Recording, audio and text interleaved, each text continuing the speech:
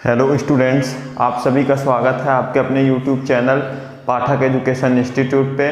और जैसे कि हमने कल अध्याय 6 संख्याओं में भी है खेल हमने पढ़ा था, जो कि इकाई 2 का अध्याय था।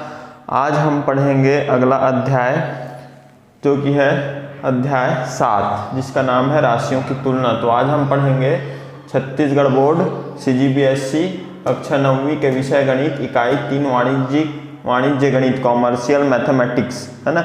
ये बहुत इम्पॉर्टेंट होता है, आगे चल के आपके सभी कॉम्पिटिटिव एग्जाम्स में ये आने की इनकी अधिकतर संभावनाएं होती है। और जो हम 11th में सब्जेक्ट लेते हैं कॉमर्स, उसमें फिर आगे जो पढ़ते जाते हैं उसमें बहुत काम आता है ये वाणिज्यिक गणित, जो कि है कॉमर्शियल मैथमेटिक्स।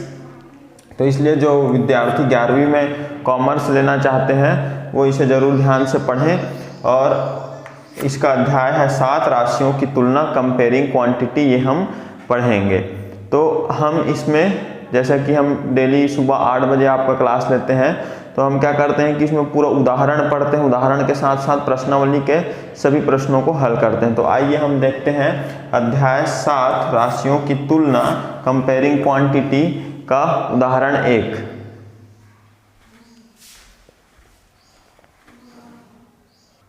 तो देखिए, उदाहरण 1 का प्रश्न है, एक शर्ट की कीमत 300 रुपया है, 300 रुपये शर्ट की कीमत है और दुकानदार उसे 20% छूट पर बेचता है। मतलब 300 का 20% निकालेंगे और उसमें से, और 300 में से 20% जो निकलेगा उसको घटा देंगे, है ना। तो उतने में वो दुकानदार उसको बेचता है। तो शर्ट पर बट्टा का मतलब होता है जितना छूट है ना, उसको बट्टा, जितना रुपया छूट करेगा, कम करेगा, वो बट्टा कहलाता है। तो शर्ट पर बट्टा वो विक्रय मूल्य, जितने में वो बेचेगा वो विक्रय मूल्य कहलाएगा, ज्ञात कीजिए। तो हल करते हैं। तो हमारा यहाँ पर देखिए, शर्ट की कीमत कितना है, 300 रुपये शर्ट की कीमत है ना। शर्ट की कीमत क्या है, शर्ट की कीमत कितना है, 300 रुपये कीमत है शर्ट का, 300 रुपये कीमत की है शर्ट। और क्या कर रहा है, और दुकानदार उसे 20% छूट पर बेचता है ना। 20%, किसका 20%, 300 का 20%, 300 का 20% हम निकालेंगे, है ना। तो 300 का 20% निकालने के लिए क्या करते हैं हम लोग, 300 है ना, इसका 20% निकालना है, मतलब 20 से गुणा कर देंगे और 100 से भाग देंगे। जितना परसेंट निकालना रहता है उससे गुणा करते हैं, 100 से भाग देते हैं ना। तो ये क्या हो जाएगा, 0 और 0 कैंसिल हो जाएगा, है ना। और ये 0 और 0 कैंसिल हो जाएगा, ठीक है। अब यहाँ पर क्या हुआ, 1 से भाग देना है 2 को, तो 2 को किसी भी संख्या को 1 से भाग देंगे तो वही संख्या आता है ना। तो यहाँ पर क्या हो जाएगा, 30 गुणित 2 मतलब क्या आ जाएगा, 60 रुपये। 60 रुपये क्या है, इसका बट्टा मूल्य है ना। बट्टा मूल्य पूछा था ना, बट्टा कितना है, बट्टा मूल्य मतलब कितना पैसा छोड़ेगा, 20% 60 रुपये है ना। तो बट्टा मूल्य कितना है, 60 रुपया। बट्टा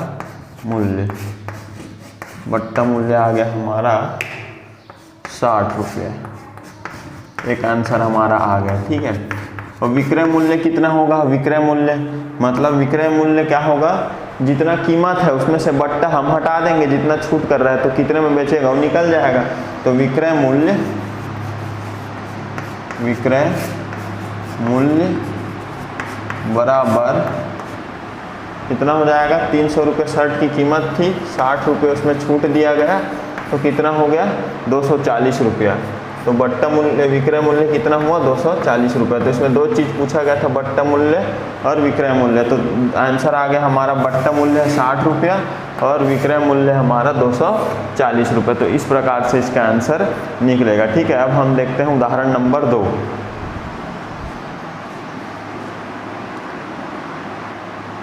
ठीक है, तो ये देखो उदाहरण 2 का प्रश्न। उदाहरण 2 का प्रश्न है, एक किताब 10% की छूट पर 45 रुपये में बेची गई। 10% की छूट पर 45 रुपये में बेची गई। कोई भी चीज़ होता है, क्या होता है, 100%। किसी भी चीज़ को हम क्या मानते हैं, 100% मानते हैं। और उसमें 10% छूट हो गया, मतलब क्या हो गया, 90% हो गया। तो मतलब 90% क्या है, 45 रुपया है ना। बेची गई। किताब पर कितना मूल्य छपा होगा, तो किताब पर कितना मूल्य छपा होगा उसको हम देखते हैं। कोई भी चीज़ 100% होता है, इसमें 10% छूट दे दी गई है तो वो 90% हो गई।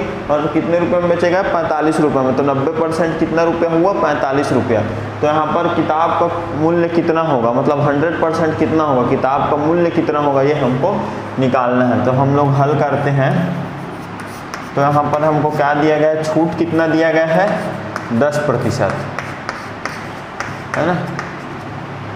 10% छूट पर, 10% छूट पर मतलब कि 90% पर, है ना। 10% छूट पर 90% पर, 100% रहता है, 10 घट गया मतलब 90% हो गया। 10% छूट पर मतलब 90% पर कितना हो जाएगा, वो 45 रुपये का हो जाएगा।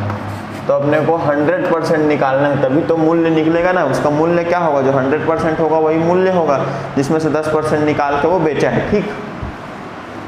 तो यहाँ पर 10% छूट करेंगे, मतलब ये 90% है 45 रुपये, लेकिन कितने रुपये का 90% है वही हमको निकालना है। तो मान लेते हैं कि इसका मूल्य क्या है, माना मूल्य इसका है x रुपये,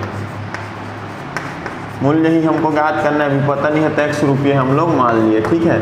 तो x रुपये का 90% ही क्या होगा, x रुपये का 90% ही क्या होगा, 90%। किसी जितना परसेंट निकालना रहता है उससे गुणा करते हैं और 100 से भाग दे देते हैं ना। तो 90% निकालना है ना, और 100 से भाग देंगे, और 90% कितना है अपना, 45 रुपया, ठीक है, दिया गया है हमको।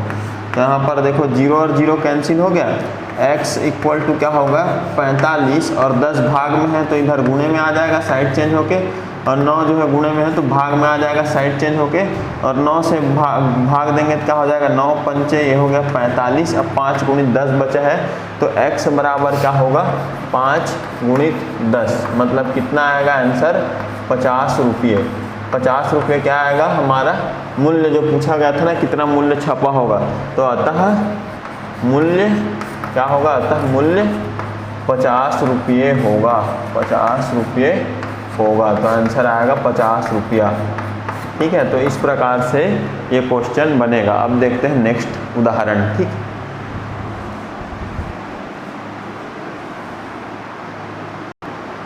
तो देखिए उदाहरण 3 जो है, राजन ने एक कूलर 8% बिक्री कर सहित 2700 रुपये में खरीदा। 8% बिक्री कर मतलब उसका कोई मूल्य रहा होगा, उसमें 8% और जोड़ा गया, है ना। तो कितना हुआ, वो 2700 हुआ। तो देखो जैसे कि मैंने बताया कि कोई भी चीज़ क्या होता है 100% मानते हैं हम अपन उसको। तो यहाँ पर 8% उसमें बिक्री कर और जोड़ा गया, तो कितना परसेंट हो गया, 100 + 8 मतलब 108% हो गया, कितना, 2700 रुपया। 108% हो गया 2700 रुपया, है ना। बिक्री कर के जुड़ने से पहले का कूलर का मूल्य ज्ञात कीजिए। बिक्री कर से जुड़ने से पहले जो मूल्य रहा होगा 100% रहा होगा, बिक्री कर 8% जुड़ा तो 108% कितना हो गया, 2700। तो किसका 108% 2700 है, उसी मूल्य का 108% 2700 है, तो वही मूल्य हमको ज्ञात करना है, ठीक है। तो यहाँ पर क्या क्या दिया गया है, बिक्री कर कितना लगा है, बिक्री कर लगा है 8%, है ना। और बिक्री कर सहित कितना हुआ मूल्य, बिक्री कर सहित, बिक्री कर सहित विक्रय मूल्य कितना होगा, विक्रय कर सहित विक्रय मूल्य दिया है यहाँ पर 2700, है ना, 2700 रुपये। तो जैसा कि मैंने बताया बिक्री कोई भी चीज़ 100% रहता है, 8% बिक्री कर लगा है, मतलब ये हो गया 108%, 2700 रुपये। तो मान लेते हैं हम लोग मूल्य कितना होगा उसका, मूल्य माना, क्या माना कि मूल्य बराबर है हमारा x रुपये, ठीक है। तो ये क्या है, 108% हुआ, क्योंकि कोई भी चीज़ 100% होता है, 8% और जोड़े तो 108%। तो x का 108%, अब 108% निकालना है तो 108 से गुणा करेंगे, 100 से भाग करेंगे, लेकिन हमको पहले ही दे दिया विक्रय मूल्य कितना होगा 2700, तो ये हो गया 2700, ठीक है। तब हम यहाँ पर निकालते हैं, x = हो जाएगा 2700, 100 जो है 100 किस में है, भाग में है, इधर आ जाएगा गुणे में, और 108 गुणे में है, ये किस में आ जाएगा, भाग में आ जाएगा। ठीक है, तो ये किससे भाग चले जाएगा, ये किससे भाग चले जाएगा, 9 से चले जाएगा। देखो 9 एक कम 9, अब 10 में 9 घटाए 1 बचा, 1 और 8 18, 9 दूनी 18।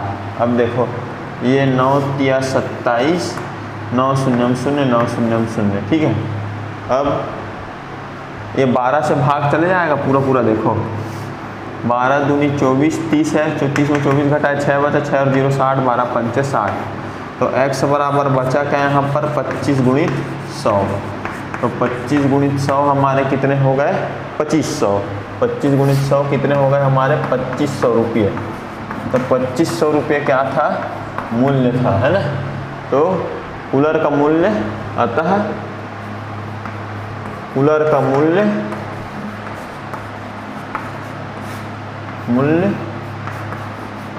2500 है, अतः कूलर का मूल्य 2500 है। ठीक है, कूलर का मूल्य कितना है, 2500 रुपये है। तो इस प्रकार से ये बनेगा। अब देखते हैं अगला उदाहरण।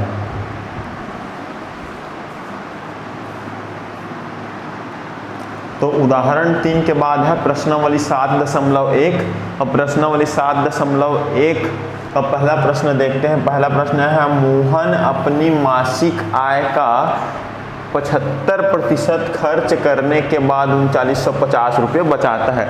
75% खर्च करने के बाद 3950 रुपये बचाता है। ठीक है, 75% खर्च करने के बाद। तो मान लेते हैं उसका जो मासिक वेतन था, है ना, मासिक आय जो था वो रहा होगा 100%। अब उसका 100% में से 75% तो खर्च कर दिया, तो कितना बचा, 25%। तो कितना हुआ, 3950। मतलब उसके मासिक आय का 25% कितना है, 3950 रुपये है ना। तो उसकी मासिक आय कितनी है, उसकी मासिक आय हमको ज्ञात करनी है। ठीक है, उसकी मासिक आय हमको ज्ञात करनी है। ये जो है उदाहरण 2 और उदाहरण 3 की तरह ही है ये क्वेश्चन, है ना। तो अब देखो इसको हम लोग सॉल्व करते हैं। तो खर्च कितना कर रहा है, कोई भी चीज़ क्या होता है, 100% होता है। खर्च कर रहा है कितना, 75%, है ना। खर्च पर 75%, तो बचत कितना होगा, 25%। तो बचत कितना होगा हमारा, 25%। बचत बराबर 25%। अब बचत की राशि क्या है, 3950 रुपये, है ना। बचत की राशि कितनी है, 3950 रुपये दिया है, 3950 रुपये। तो 3950 रुपये क्या, 3950 रुपये क्या है, उसके आय का 25% 3950 रुपये है। तो उसका आय क्या है ये हमको पता नहीं है, तो हम लोग क्या मान लेते हैं, माना आय क्या है उसका, x रुपये आय है,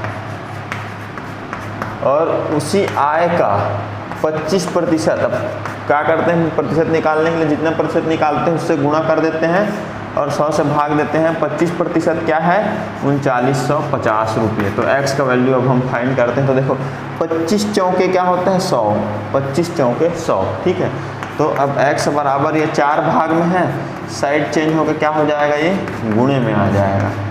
ठीक है, तो 4 और 0 का गुणा क्या हो जाएगा, 4 शून्यम 0, 4 पंचे 20 का 0, हासिल में आ गया 2, 4 नियम 36, 36 और 2 38 का 8, हासिल में आ गया 3, और 4 तिया 12, 12 3 क्या हो गया 15। तो 15,800 रुपया, 15,800 रुपया आय है ना।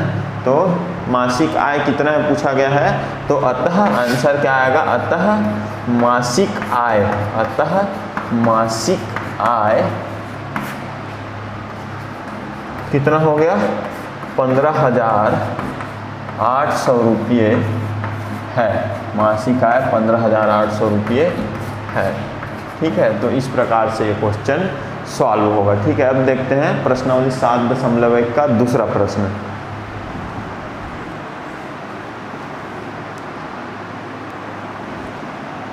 तो देखिए ये है प्रश्नावली 7.2 का 7.1 का दूसरा प्रश्न। तो ये क्या है देखते हैं।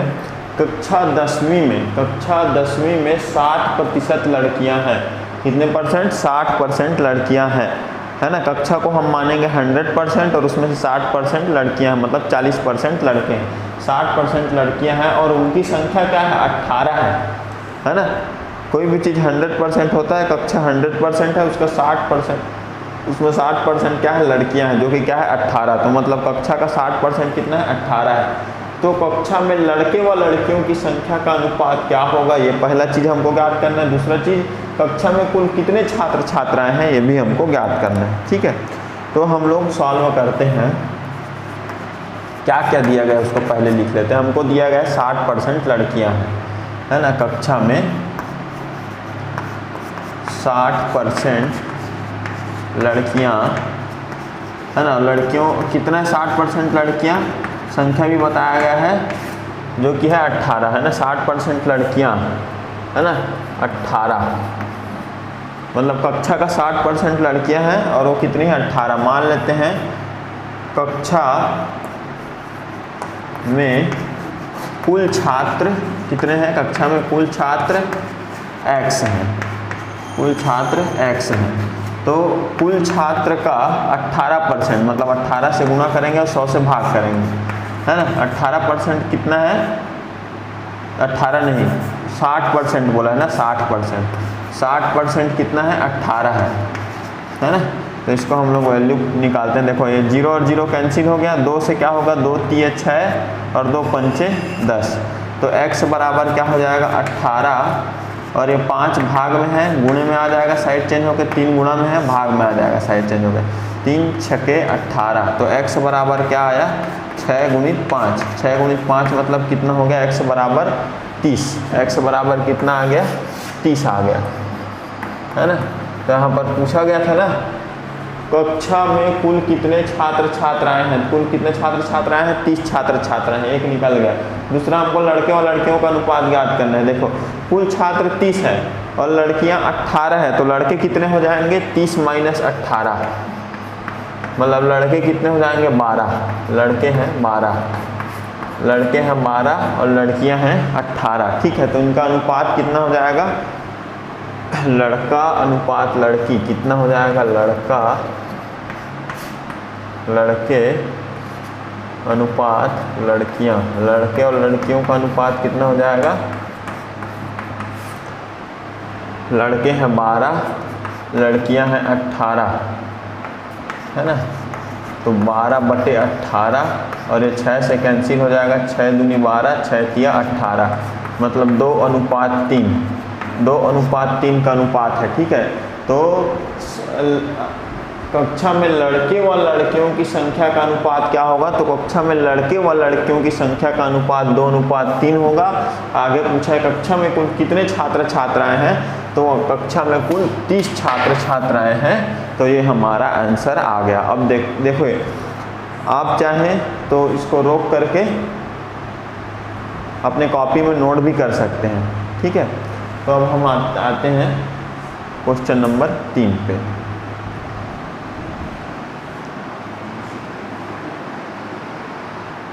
तो अब देखते हैं प्रश्नावली 7.1 का तीसरा प्रश्न, जो कि क्या है? 950 रुपये अंकित मूल्य वाली वस्तु।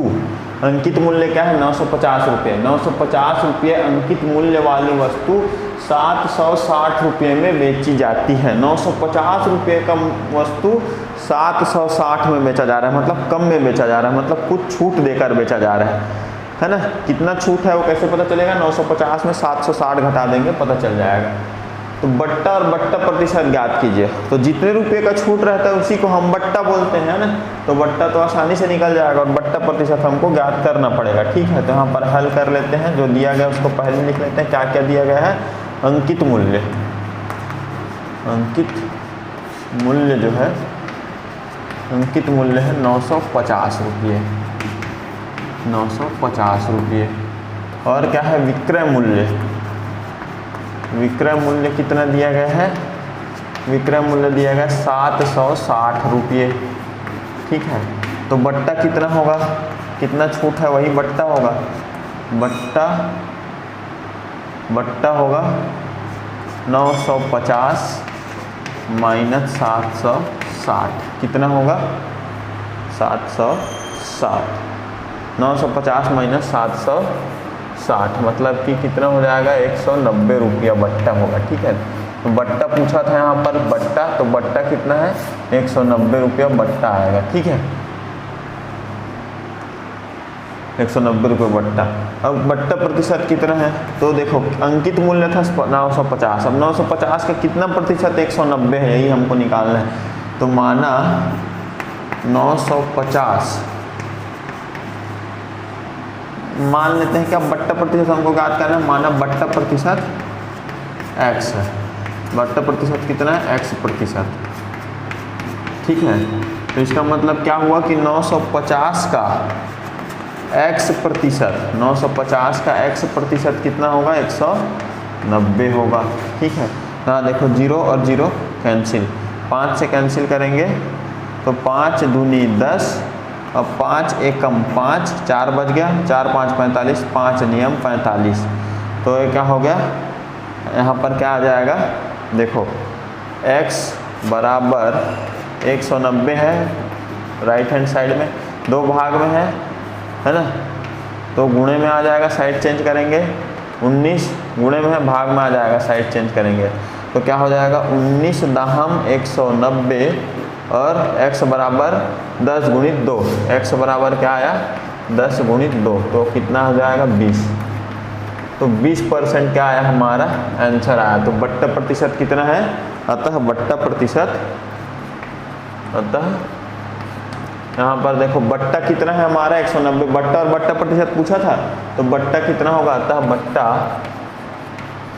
बट्टा है 190 रुपये, 190 रुपये बट्टा 190 रुपये, अब बट्टा प्रतिशत 20% और बट्टा प्रतिशत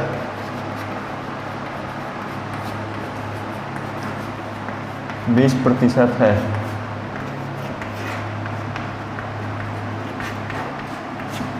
ठीक है, बट्टा 190 रुपये है, बट्टा प्रतिशत 20% है। ठीक,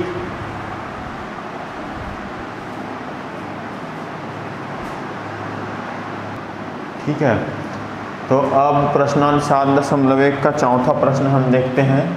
तो ललिता ने एक माइक्रोवेव ओवन 12% बिक्री कर सहित, अच्छा 12% बिक्री कर मतलब उसका कुछ मूल्य रहा होगा, उसमें 12% और जुड़ा है। कोई भी चीज़ 100% होता है, उसमें 12% और जुड़ गया तो 112% हो गया, मतलब 112% में वो बिका है। तो 112% सहित 12% सहित कितना हुआ 9016 रुपये हुआ, मतलब 112% कितना है 9016 रुपया है ना। बिक्री कर को जोड़ने से पहले का मूल्य ज्ञात कीजिए, मतलब जो 100% था वो ज्ञात करना है ना, उसमें क्योंकि 12% जुड़े तब हुआ है 9016 है ना। तो यहाँ पर हम लोग हल करते हैं, क्या क्या दिया गया है, मूल्य हमको क्या क्या दिया गया है, बिक्री कर दिया है 12%, बिक्री कर हमको दे दिया है 12% है ना। और बिक्री कर सहित कितना हुआ मूल्य, बिक्री कर सहित मूल्य 9016 रुपये, बिक्री कर सहित मूल्य कितना हुआ है 9016 रुपये, बिक्री कर सहित मूल्य कितना होगा 9016 रुपया दिया है। ठीक है, तो 12% जुड़ा है, मतलब 112%। मान लेते हैं मूल्य कितना है उसका, मूल्य है मान लेते हैं माना मूल्य है x रुपये। तो x रुपये का 112%, मतलब जितना निकालना रहता है उससे गुणा करते हैं, 100 से भाग करते हैं, तो 112 निकालना है तो 12%, तो 112 गुणा किए 100 से भाग किए कितना होगा 9016 रुपया होगा। ठीक है, तो अब देखो यहाँ पर हम लोग ये दोनों को कैंसिल करते हैं, दोनों किससे कैंसिल हो जाएगा, 4 से कैंसिल हो जाएगा, 8 से भी कैंसिल हो जाएगा। देखो 8 एकम 8, 11 में 8 घटाया 3 बचा, 3 और 2 32 है ना, 8 चौक 32 और ये हो जाएगा 8 से कैंसिल नहीं हो गई 8 से कैंसिल, तो एक काम करते हैं 4 से ही कैंसिल करते हैं अपन, है ना। तो 4 दूनी हो जाएगा 8, 11 में 8 घटाए 3 बचा 32 हो गया, है ना। 4 अट्ठे 32, और इसको 4 से कैंसिल करेंगे तो क्या आ जाएगा, ये हो जाएगा 4 दूनी 8, 10 में 8 घटाए 2 बचा 2 और 0 20, 4 पंचे 20, तो 28 बचे 25। तब 25 क्या है, देखो 9016 राइट हैंड साइड में, लेफ्ट हैंड साइड में 25 भाग में है, राइट हैंड साइड में गुणे में आ जाएगा। लेफ्ट हैंड साइड में 28 गुणे में है, राइट हैंड साइड में 28 भाग में आ जाएगा, ठीक है। तो अब देखो ये दोनों 14 से कैंसिल होगा क्या, 14 से कैंसिल होगा क्या, है ना। तो देखते हैं, ये हो जाएगा 14 से कैंसिल, है ना, 7, हाँ 14 से कैंसिल हो जाएगा। देखो 14 दूनी 28, ठीक है, और ये हो जाएगा 14 छक्के 84, बच गया 6 और 1 61, 14 चौक 56, 61 में 56 घटाए 6, 5 बचा, 5 और 6 56 हो गया, 61 14 चौक फिर 56, फिर ये 2 से कैंसिल हो जाएगा, है ना। 2 3 6, 2 दूनी 4, 2 दूनी 4, तो x बराबर बचा कितना, 322 गुणित 25, 322 गुणित 25, 322 और 25 का अपन क्या कर देंगे, गुणा कर देंगे। तो 322 गुणित 25 कितना हो जाएगा, 25 दूनी 50, 50 का 0 हासिल में 5 आ गया, फिर 25 दूनी 50, 50 5 55 का 5 हासिल में फिर 5 आ गया, 25 3 75, 5 80, तो 8050 रुपये, है ना। 8050 रुपये उसका मूल्य होगा, मूल्य पूछा गया था ना, तो अतः मूल्य 8050 रुपये होगा, 8050 रुपये होगा, मूल्य कितना होगा, 8050 रुपये होगा, ठीक है। अब देखते हैं 5वां प्रश्न इस प्रश्नावली का।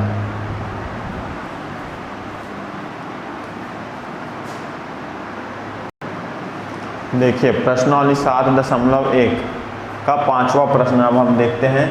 एक आटा चक्की का मूल्य 1,30,000 रुपये है, 1,30,000 रुपये आटा चक्की का मूल्य। इस पर 7% की दर से बिक्री कर वसूला जाता है, 7% बिक्री कर और जुड़ जाएगा।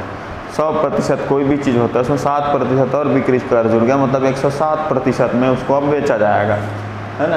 107%, है ना, 7% की दर से बिक्री कर वसूला जाता है। यदि श्वेता इस आटा चक्की को खरीदती है तो पहले तो 100% उसको कितना है, 1,30,000, लेकिन इसमें 7% बिक्री कर लग रहा है, मतलब कितना हो जाएगा, 107% में खरीदना पड़ेगा उसको, 107% में खरीदना पड़ेगा श्वेता को, है ना। तो उसके द्वारा भुगतान की जाने वाली राशि, मतलब 107% को राशि में चेंज करेंगे तो कितना आएगा, यही हमको क्या करना है, यही हमको पता करना है, ठीक है। तो देखते हैं हम लोग 107% इसका कितना निकलता है। तो हल करते हैं, क्या दिया गया है, मूल्य दिया है 1,30,000 रुपये इसका मूल्य दिया गया है। बिक्री कर लगेगा, बिक्री कर लग रहा है कितना, 7%, बिक्री कर 7%, है ना। तो मान लेते हैं कि भुगतान की जाने वाली राशि, है ना, माना भुगतान मतलब विक्रय मूल्य, सीधा सीधा भुगतान की जाने वाली राशि, विक्रय मूल्य मान लेते हैं कितना होगा, मानने का क्या है इसमें, और सीधा सीधा 107% निकाल लेते हैं, है ना। 1,30,000 का 7%, मतलब पहले 100% रहता है, 7% बिक्री कर देगी, मतलब 107% में खरीदेगी। तो एक क्या हो जाएगा, विक्रय मूल्य बराबर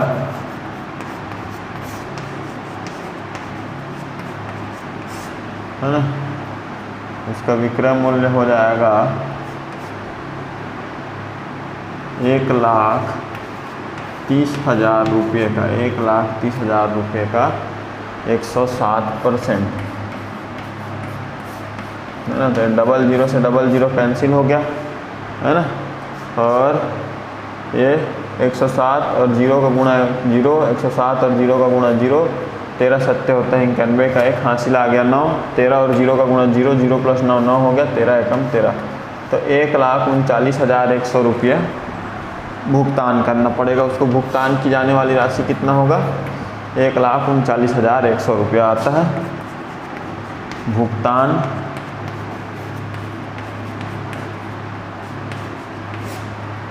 की राशि 1,39,100 रुपये होगी, इतना आएगा। ये आंसर इस प्रकार से बनेगा एक क्वेश्चन, ठीक है। अब देखते हैं अगला प्रश्न, प्रश्न नंबर 6वां।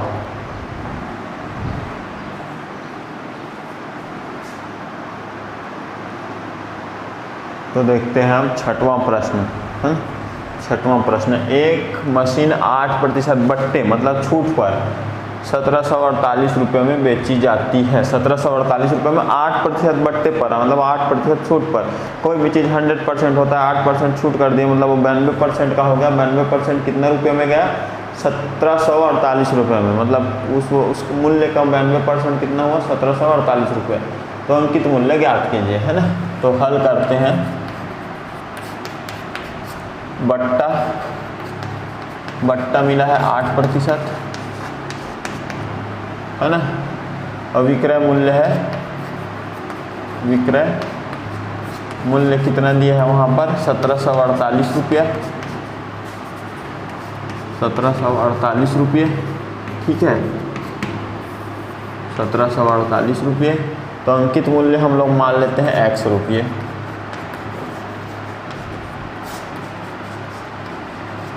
तो अंकित मूल्य हमारा कितना मान लेते हैं? x रुपये अंकित मूल्य था।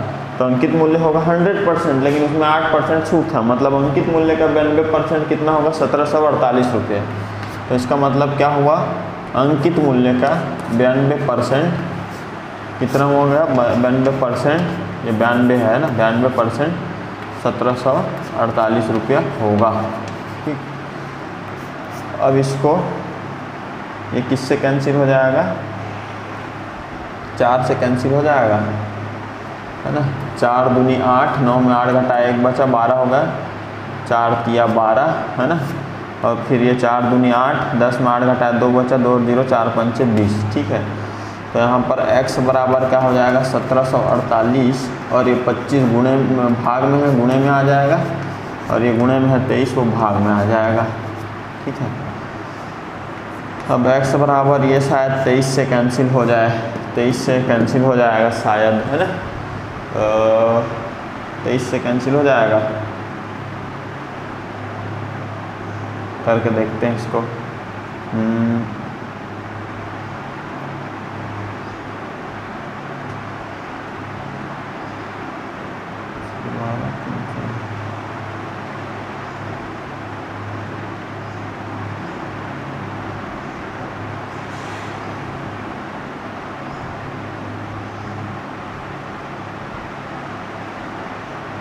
हाँ, 23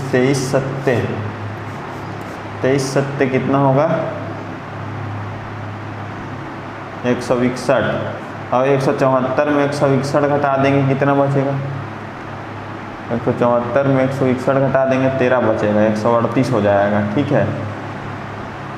और 23 छक्के हो जाएगा 138। तो 76 गुणित 25 अब यहाँ पर बच जाएगा। 76 गुणित 25 कितना हो जाएगा? 25 छक्के 150, कैरी आ गया 15, और 25 सत्ते 175, 175 और 15 कितना हो जाएगा? 190, है ना। मतलब 1900 रुपया क्या हुआ इसका? अंकित मूल्य। 1900 रुपये इसका क्या होगा? अंकित मूल्य। अतः आंसर क्या आएगा? अतः अंकित मूल्य 119 रुपया है ना। अतः अंकित मूल्य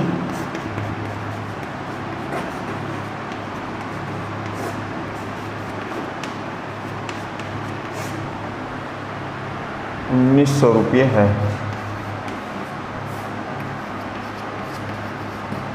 ये आ गया आंसर। तो इस प्रकार से क्वेश्चन बनेंगे। अब देखते हैं प्रश्न नंबर 7वां।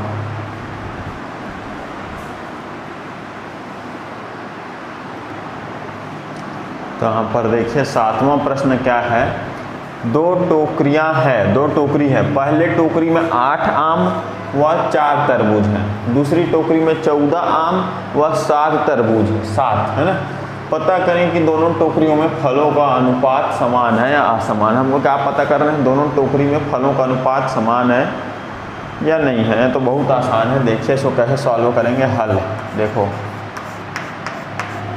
पहली टोकरी देखते हैं, पहली टोकरी में निकाल के अनुपात।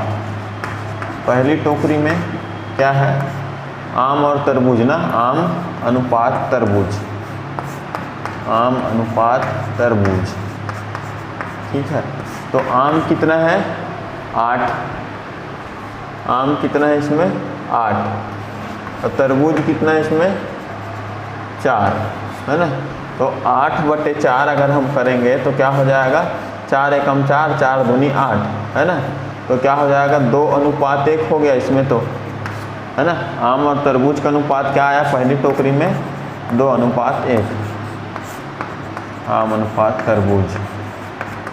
ठीक, अब ऐसे ही दूसरी टोकरी के लिए निकालते हैं। दूसरी टोकरी में, है ना, दूसरी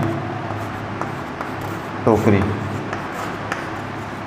दूसरी टोकरी में क्या हो जाएगा, दूसरी टोकरी में देखते हैं आम अनुपात तरबूज, है ना, आम अनुपात तरबूज।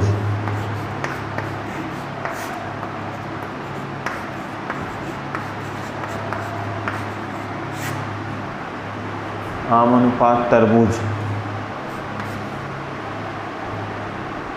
तो आम है 14, तरबूज है 7, तो इसको हम ले लेंगे 14/7।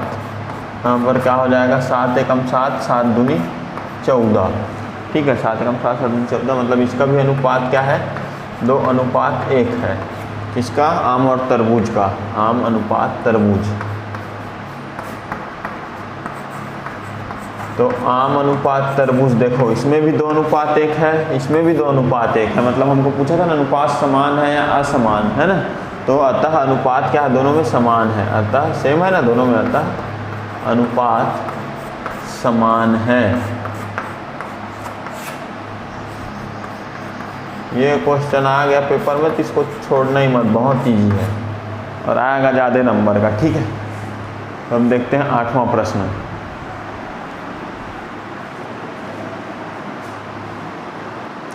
तो अब देखते हैं 8वां प्रश्न, ठीक है। इसका 8वां प्रश्न देखते हैं। तो 8वां प्रश्न है, निम्नलिखित वस्तुओं को खरीदने पर यदि 5% बिक्री कर, याद रखना कितना प्रतिशत, 5% बिक्री कर, कोई भी चीज़ 100% होता है उसमें 5% और जोड़ देंगे, क्या हो जाएगा 105%, है ना।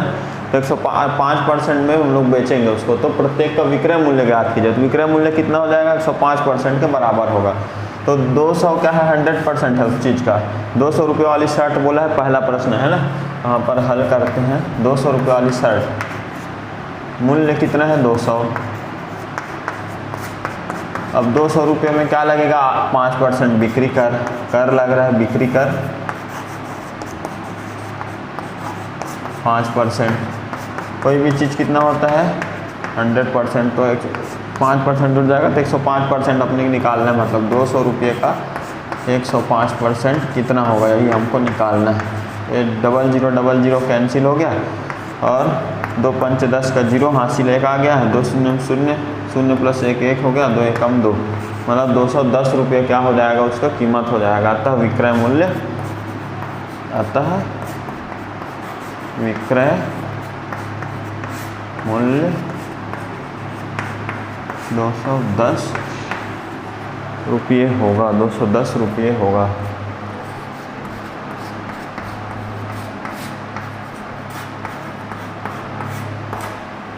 ठीक है। तो अब देखो इसका दूसरा प्रश्न अपन देखते हैं।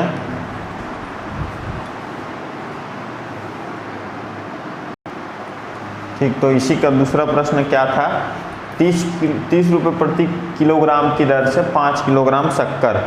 तो 30 रुपये प्रति किलोग्राम की दर से 5 किलोग्राम शक्कर, तो सबसे पहले कितना होगा, टोटल विक्रय मूल्य कितना होगा, है ना। कुल मूल्य कितना होगा, कुल मूल्य बराबर हो जाएगा 30 रुपये प्रति किलोग्राम है और 5 किलोग्राम बेच रहा है, मतलब कितना हो जाएगा 5 शून्य शून्य 5 तिया 15 150 रुपये का है वो। और इसमें हम लोग को क्या करना है 5% बिक्री कर लगाना है। कोई भी चीज़ 100% होता है उसमें 5% और जुड़ गया तो 105%, मतलब 150 का 105% अपने को यहाँ पर ज्ञात करना है। ठीक है, तो 0 0 कैंसिल हो गया, 5 तिया 15 हो गया, 5 दूनी 10 हो गया। ठीक है, 5 दूनी 10 हो गया और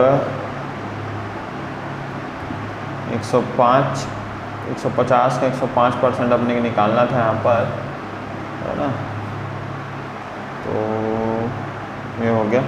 अब 105 ये हो गया 3 पंच 15 का 5 हासिल आ गया, 1 3 0 0 और 1 का 1 3 एकम 3 और ये 2 भाग में है तो 2 से भाग करेंगे तो क्या आएगा 2 एकम 2, 3 में 2 घटाया 1 बच गया 11 हो गया, 2 पंच 10, 11 में 10 घटाया 1 बचा 15 हो गया। ठीक है, 2 सत्ते 14, 1 बचा दशमलव लगाया तो 10 बन गया, 2 पंचे 10, तो 157.5 रुपया लगेगा, 157 रुपया 5 पैसा या 157 रुपये 50 पैसा, सॉरी 157 रुपये 50 पैसे उसको लगेंगे, है ना। अतः तो आंसर क्या आ जाएगा, अतः विक्रय मूल्य 157.5 रुपये होगा। तो इस प्रकार से ये सॉल्यूशन बनेगा। ठीक है, अब देखते हैं 9वां प्रश्न इस प्रश्नावली का।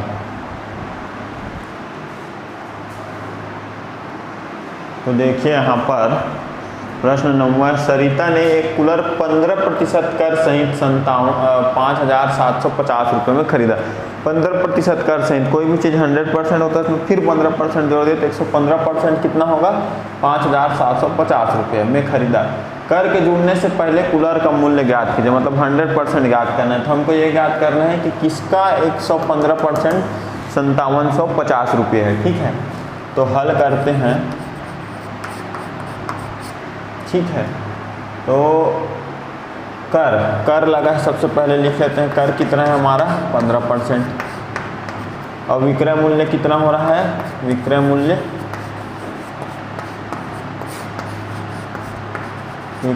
हो रहा है इसका 5,750 रुपये।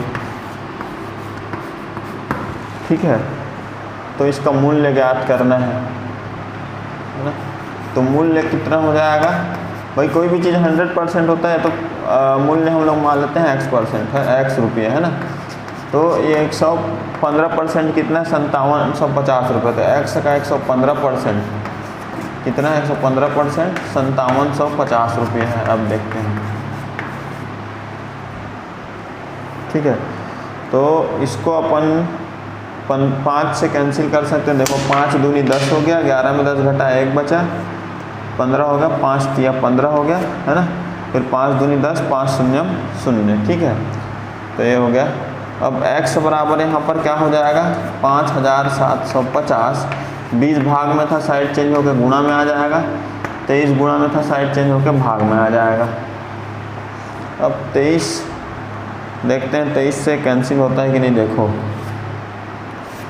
ये हो जाएगा 23 दूनी 46, 57 में 46 घटा है 11 बचा 115 हो गया, 11 5 115, 23 पंच 115 और 23 शून्य 0, तो 250 गुणित 20 बचा। x बराबर 250 गुणित 20, x बराबर हो गया 250 गुणित 20। ठीक है, तो यहाँ पर x बराबर ये हो गया 25 दूनी 50 और ये 00 है तो 00 मतलब 5,000 रुपया आएगा। ठीक है, 5,000 रुपया आएगा। ठीक है, अतः मूल्य कितना होगा इसका आंसर, अतः मूल्य 5,000 होगा, 5,000 रुपये होगा। ये आ गया इस प्रश्न का आंसर, सॉल्यूशन। ठीक है, इस प्रकार ये सॉल्व होगा। अब देखते हैं 10वां प्रश्न इस प्रश्नावली का।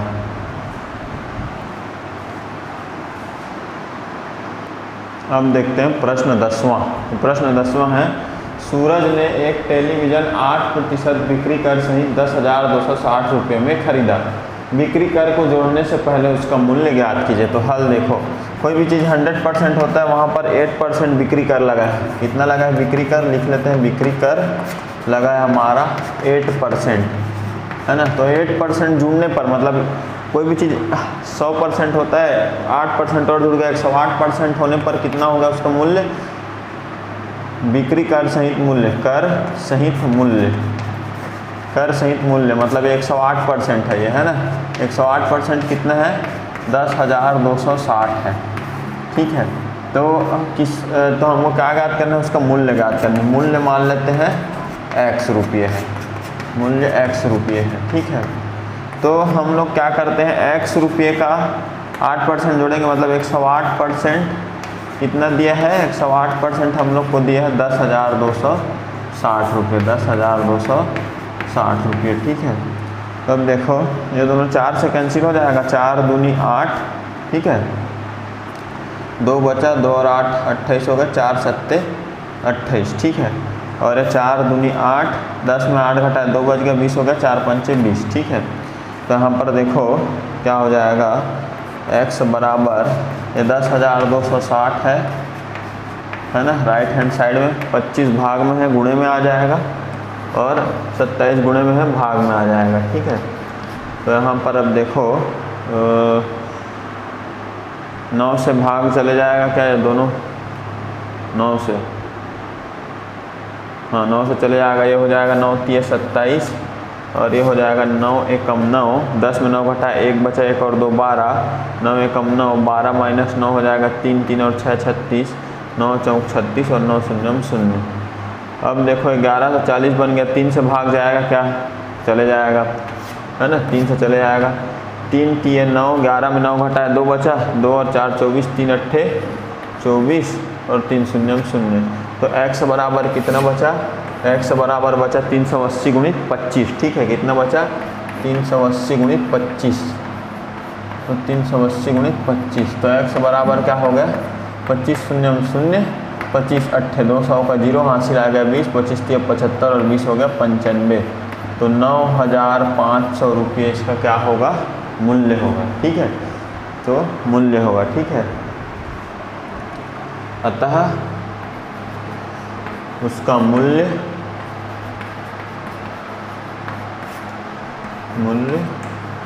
9,500 रुपये होगा। ये आ गया आंसर, ठीक है।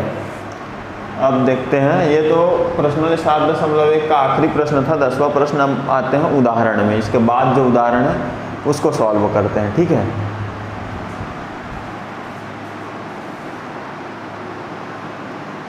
तो यहाँ पर देखिए उदाहरण नंबर 4 हम लोग देखते हैं। उदाहरण नंबर 4 है 10,000 रुपये का 10% वार्षिक ब्याज की दर से 3 वर्ष का साधारण ब्याज ज्ञात कीजिए। साधारण ब्याज हम ज्ञात करेंगे, तो हल बराबर क्या क्या दिया गया उसको पहले सबसे पहले लिख लेते हैं। 10,000 रुपया, तो इतना रुपया दिया जा रहा है, तो इसको अपन क्या कहेंगे, मूलधन बोलते हैं इसको, मूलधन। जितना रुपया जमा किया जाता है उसको क्या किया कहा जाता है, मूलधन। मूलधन कितना बताया गया है यहाँ पर, 10,000 रुपये मूलधन बताया गया है।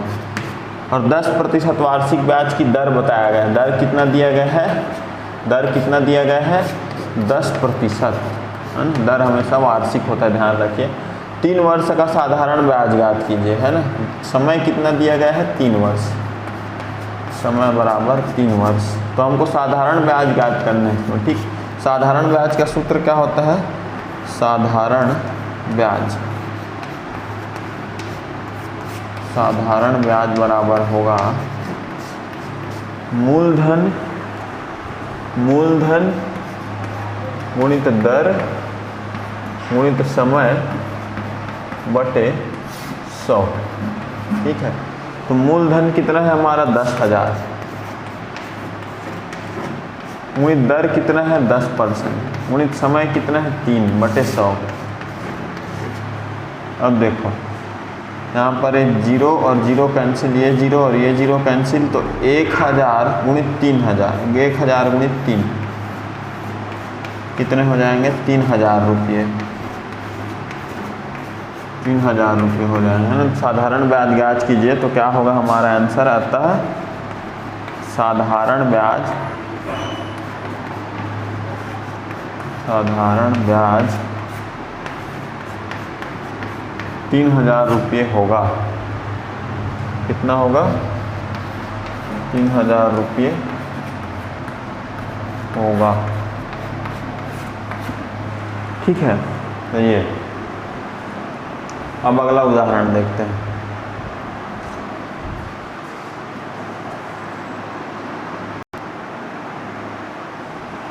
अब देखिए उदाहरण 5। उदाहरण 5 क्या दिया है? साधना बैंक से 10,000 रुपये 10% की वार्षिक दर से 3 वर्ष के लिए उधार लेती है। उसे उक्त राशि को अतिरिक्त राशि, मतलब अतिरिक्त राशि क्या, जो उस पर ब्याज लगेगा, के साथ वापस करना पड़ता है। मतलब ब्याज के साथ उसे वापस देना है। 3 वर्ष के अंत में चक्रवृद्धि ब्याज और लौटाई जाने वाली राशि हमको ज्ञात करनी है। ठीक है, तो यहाँ पर हम सॉल्व करेंगे हल।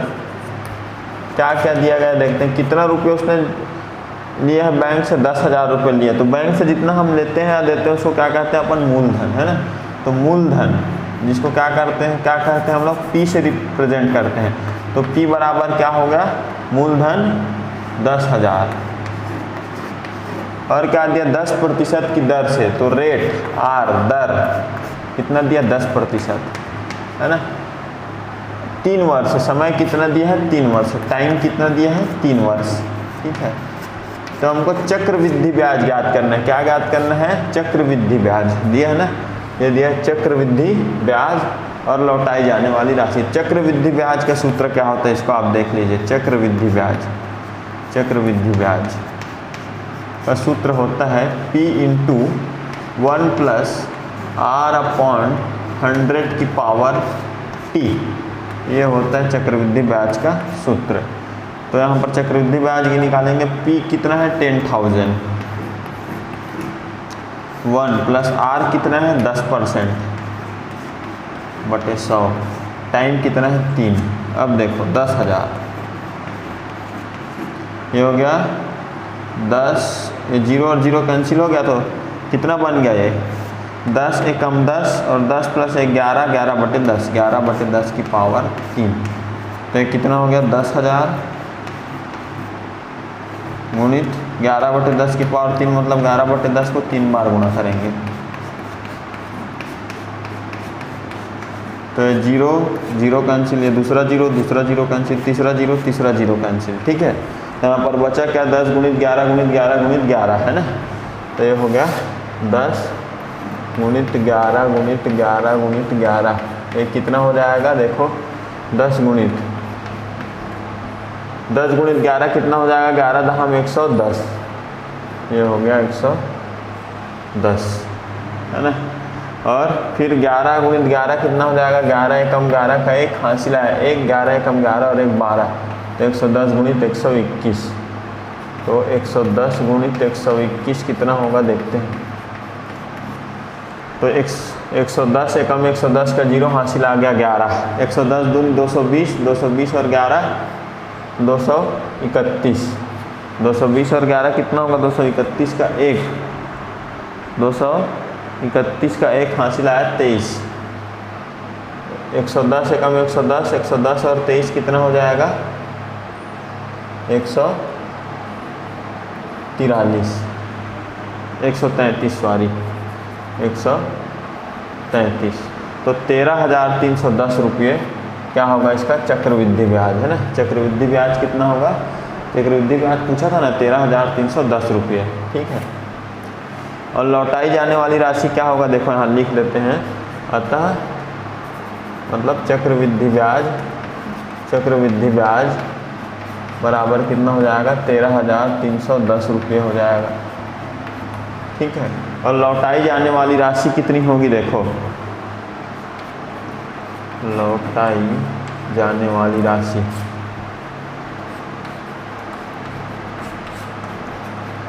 अब जितना बैंक से उसने लिया था उतना तो देगी ही, है ना। तो साधना कितना ली थी बैंक से? 10,000 रुपये ली थी, उतना उसको लौटाना तो पड़ेगा ही, और उसके साथ साथ ये ब्याज भी देना पड़ेगा, है ना। तो ब्याज में कुछ तो गड़बड़ निकला है हमारा, यहाँ पर कुछ तो गड़बड़ हुआ है ब्याज में। यहाँ पर 2 मिनट देखते हैं।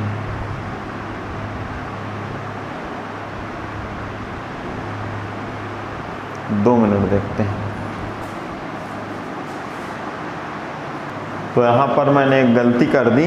गलती ये कि मैंने कि जो सूत्र है चक्रवृद्धि ब्याज लिख दिया है मैंने यहाँ पर, जबकि मिश्र धन का सूत्र है। मिश्र धन मतलब इसमें ब्याज और मूलधन मिला हुआ होता है ना, मिश्र धन का सूत्र है ये, इसका है मिश्र धन का। ठीक है, तो यहाँ पर अपने को चक्रवृद्धि ब्याज नहीं है, ये मिश्र धन है जो ज्ञात हुआ है वो। ठीक है, लौटाई जाने वाली राशि अपने को कितना मिला है, 13,310 रुपये मिला है। ठीक, लौटाई जाने वाली राशि 13,310 रुपये है। ठीक, ये 13,310 रुपये लौटाई जाने वाली राशि।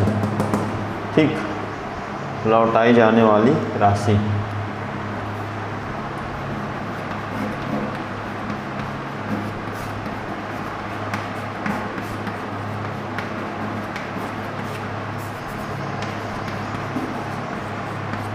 बराबर 13,310 रुपये। ठीक है, तो लौटाई जाने वाली राशि। चक्रवृद्धि ब्याज कितना होगा और इसका चक्रवृद्धि ब्याज इसमें से मूलधन हटा दो, इसका बाकी बचा वो ब्याज हो जाएगा। चक्रवृद्धि ब्याज 13,310 माइनस 10,000, तो कितना आ जाएगा यहाँ पर, आ जाएगा 3,310 रुपये इसके चक्रवृद्धि ब्याज आ जाएगा आंसर। 2 चीज़ें पूछा था यहाँ पर, एक तो पूछा था हमको क्या, चक्रवृद्धि ब्याज, तो चक्रवृद्धि ब्याज है 3,310 रुपये, 3,310 रुपये, और लौटाई जाने वाली राशि पूछा था, तो लौटाई जाने वाली राशि है 13,310 रुपये। तो इस प्रकार से इसका आंसर आएगा। आप इसको ध्यान रखिएगा, ये जो फॉर्मूला है बहुत इंपॉर्टेंट है, इसी से जो है पूरा प्रश्नावली बनेगा। आने वाला जो प्रश्नावली है 7.2 वो पूरा बनेगा उसी से। ठीक है, अब देखते हैं अगला उदाहरण।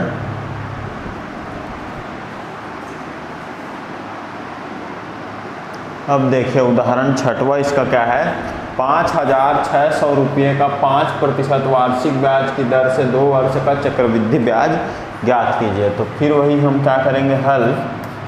यहाँ पर सबसे पहले क्या दिया गया है, मूलधन प्रिंसिपल पी दिया गया है 5,600 रुपये।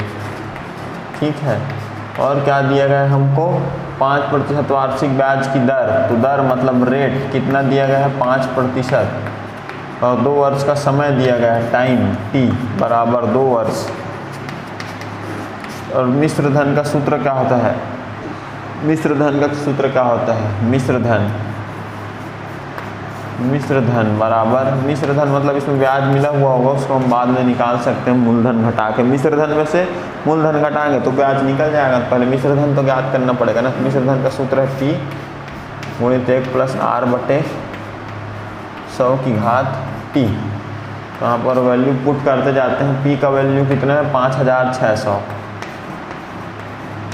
1 + R का वैल्यू कितना है 5/100, T का वैल्यू है 2। यहाँ पर 5 एकम 5 है, 5 दूनी 10 और 5 शून्यम 0, तो 1 + 1/20 हो गया। ठीक है, 5,600 और ये क्या हो जाएगा 20 एकम 20, 20 और 1 21, 21/20, 21/20 की घात 2 हो गया। ठीक, मतलब 21/20 को अपन क्या करेंगे, 2 बार गुणा करेंगे, घात 2 है, जितने बार घात रहते हैं उतने बार गुणा करते हैं ना, तो घात 2 है तो 2 बार गुणा करेंगे। ठीक है, तो देखो 0 0 कैंसिल, 0 और 0 कैंसिल, और फिर 2 से कैंसिल करेंगे। देखो 2 दूनी 4, 1 बचा 16 हो गया, 2 अट्ठे 16, फिर 2 से कैंसिल करेंगे, 2 एकम 2, 2 चौका 8, तो 14 × 21 × 21 यहाँ पर आया, 14 × 21 × 21। अब देखो यहाँ पर 14 × 21 × 21 पहले निकाल लेते हैं। 21 एकम 21 का 1 आ गया, हासिल में 2 आ गया, 21 दूनी 42 और 2 आ गया 44, तो 14 × 441, तो 14 × 441 निकालेंगे तो कितना आएगा, देखो यहाँ पर 14 एकम 14 का 4, हासिल आ गया 1, 14 चौक 56 और 1 57 का 7, हासिल आ गया 5, और 14 चौक 56 और 5 हो गया 61, तो 6,174 रुपया इसका क्या आएगा, 6,174 रुपये मिश्र धन मतलब दी जाने वाली राशि है ना।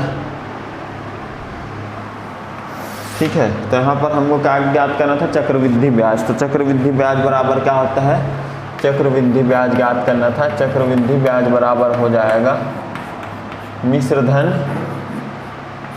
धन माइनस मूलधन, मिश्र धन माइनस मूलधन है ना। तो मिश्र धन है हमारा 6174 माइनस मूलधन है 5600 रुपया, 5600। तो माइनस करो, 4 में 0 माइनस के 4, 7 में 0 माइनस के 7 और 11 में 6 माइनस के 5, 5 में 5 माइनस के कैंसिल। तो 574 रुपये इसका चक्रवृद्धि ब्याज होगा, है ना। तो अतः आंसर क्या आएगा, अतः चक्रवृद्धि ब्याज 574 रुपये होगा, 574 रुपये होगा। ठीक है, तो ये आएगा हमारा आंसर। ठीक, अब देखते हैं अगला प्रश्न, अगला उदाहरण या अगला प्रश्न, ठीक, जो होगा आपके बुक में।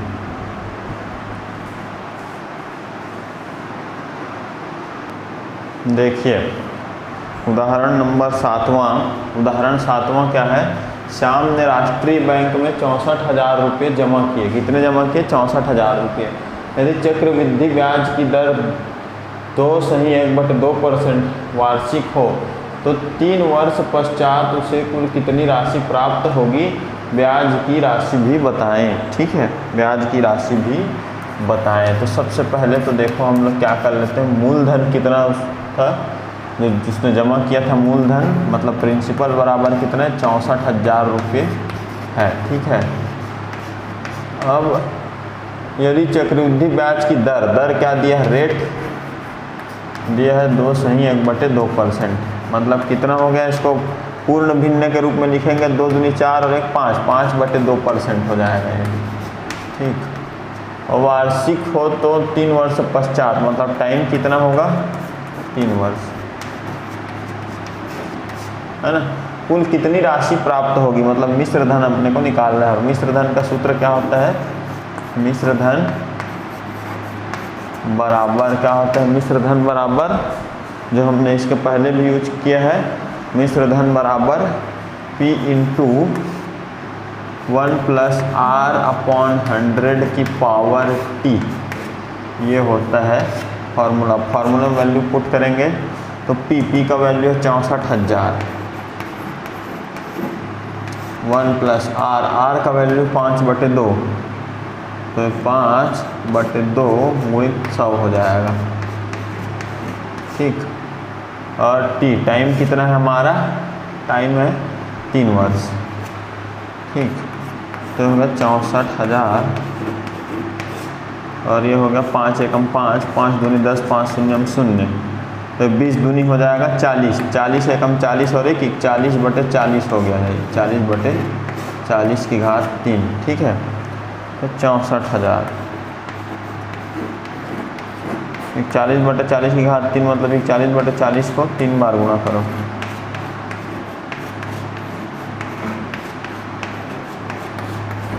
अब ये देखो 1 2 3, 1 2 3 0 कैंसिल। अब 4 से भाग चला जाएगा, देखो 64, 4 एकम 4, 6 में 4 घटाया 2 हो गया, 2 और 4 24, 4 छके 24। ठीक, फिर इस 4 से कैंसिल हो जाएगा, 4 चौक 16, फिर ये 4 से 4 ही कैंसिल हो जाएगा, मतलब बचा क्या अपने पास, 41 × 41 × 41 बचा मात्र, है ना। तो निकाल लेते हैं 41 × 41 × 41 कितना होगा, 41 × 41 × 41। तो पहले इन दोनों का गुणा, इन दोनों का पहले गुणा कर लेते हैं। 41 एकम 41 का 1, हासिल आ गया 4। अब 41 चौक 164 और 4 हो जाएगा 168, 168।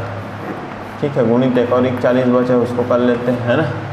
तो ये क्या हो जाएगा, 41 एकम 41 का 1, हासिल में आ जाएगा 4, है ना। और 41 को 8 से गुणा करोगे तो क्या आएगा,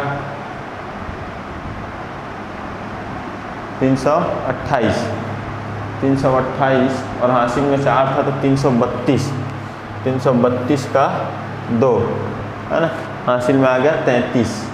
अब 41 छक्के कितना आएगा, 33 हासिल आ गया। 41 छक्के कितना आएगा, 246, 246 और 33 कितना होगा, 279, है ना। 279 का 9 हो गया और हासिल आया 27। 41 एकम 41, 41 + 27 कितना होगा, 41 + 27 कितना होगा, 168 है ना। तो 1,68,000 कितना हो जाएगा? 1,68,921 रुपया। तो ज़्यादा ही नहीं आ गया, ज़्यादा आ गया लग रहा है। तो नहीं 41 एकम 41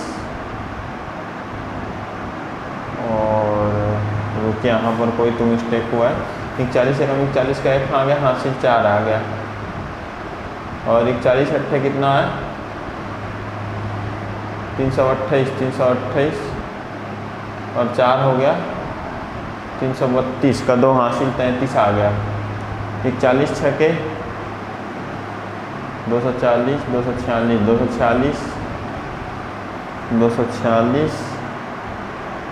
और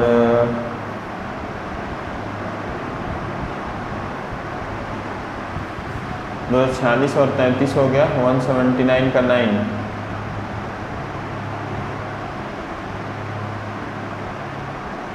279 का 9 हासिल आ गया 27। 41 एकम 41 और 27 कितना हो जाएगा?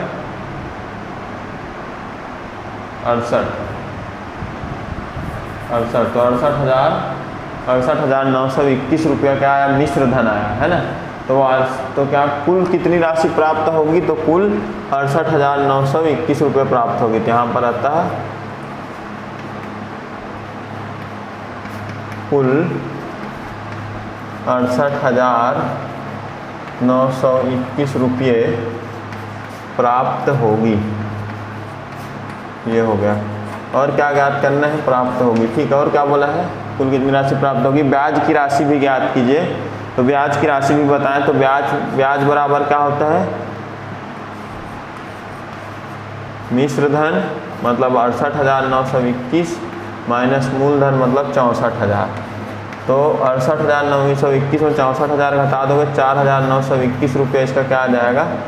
चक्रवृद्धि ब्याज आ जाएगा। ठीक है, ये चक्रवृद्धि ब्याज है और लास्ट में जो राशि प्राप्त होगी 68,921 रुपये होगी। तो इस प्रकार से इसका आंसर आएगा। ठीक है, अब देखते हैं अगला उदाहरण।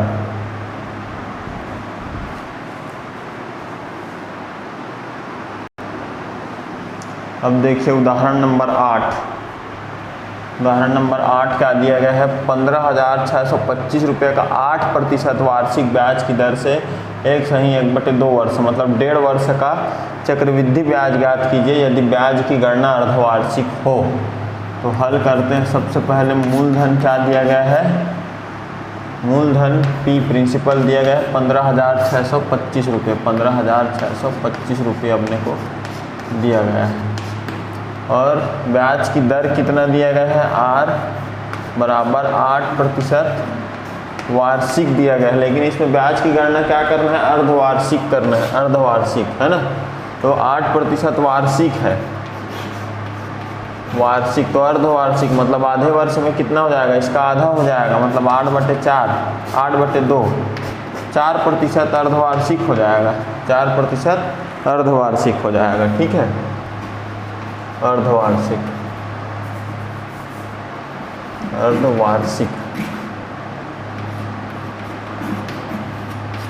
ठीक। और टाइम कितना दिया है? 1.5 वर्ष। 1.5 वर्ष। यहाँ पर गणना कितना क्या करना है? अर्धवार्षिक के आधार पर करना है। तो 1.5 वर्ष। 1.5 वर्ष में कितने अर्धवार्षिक होंगे? 3 अर्धवार्षिक होंगे। एक वर्ष में 2 अर्धवार्षिक होते हैं ना। अर्धवार्षिक मतलब 6 महीना और 12 महीने का साल होता है। तो एक साल में 2 महीना, 1.5 साल में एक साल में 12 महीना मतलब 2 अर्धवार्षिक। तो 1.5 साल में 3 अर्धवार्षिक हो जाएगा है ना। 3 अर्धवार्षिक मतलब समय क्या रखेंगे अपन? 3 रखेंगे।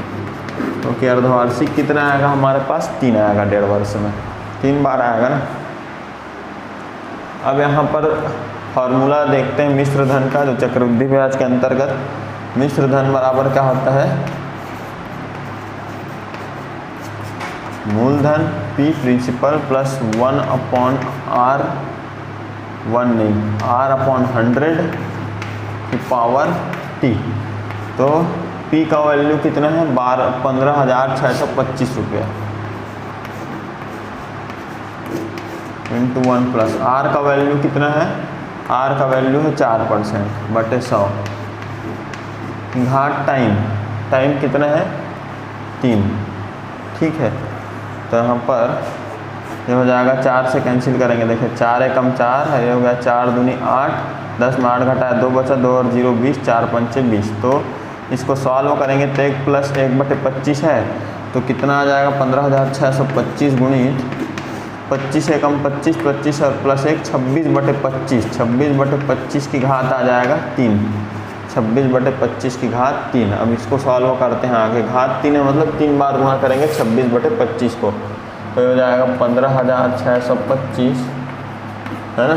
3 बार गुणा करेंगे 26/25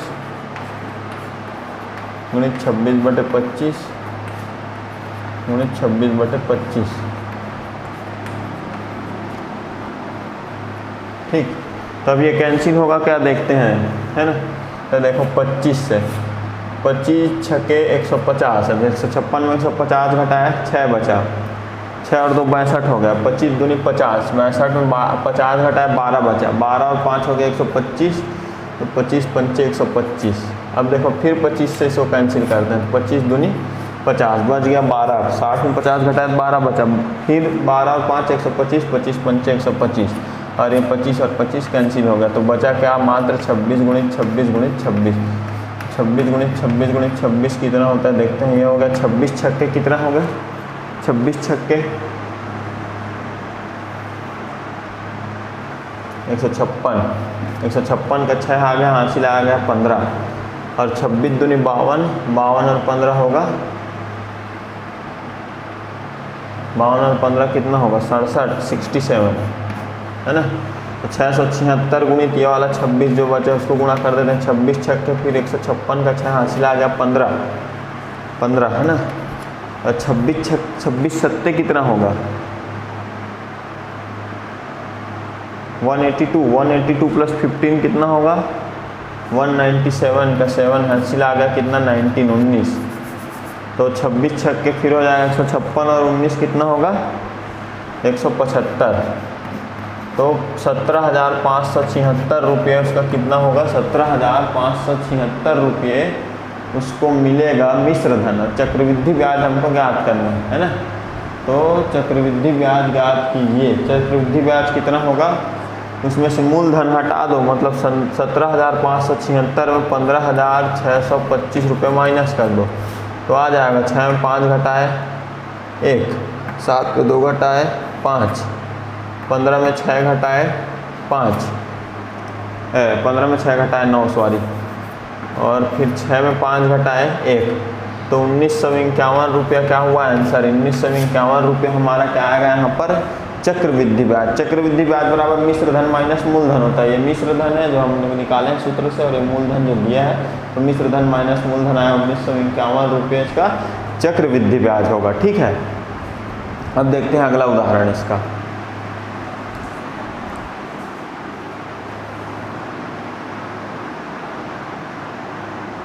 तो देखते हैं अगला उदाहरण, उदाहरण नंबर 9। तो उदाहरण नंबर 9 देखते हैं क्या है। 1,000 रुपये का 9 माह का 8% वार्षिक ब्याज की दर से चक्रवृद्धि ब्याज ज्ञात यदि ब्याज की गणना तिमाही की जाए। तो मूलधन कितना दिया है 1,000 रुपये,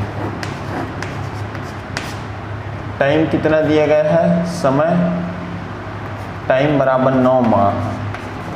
लेकिन एक चीज़ ध्यान रखना, गणना क्या हो रहा है तिमाही, मतलब 3 माह में होगा।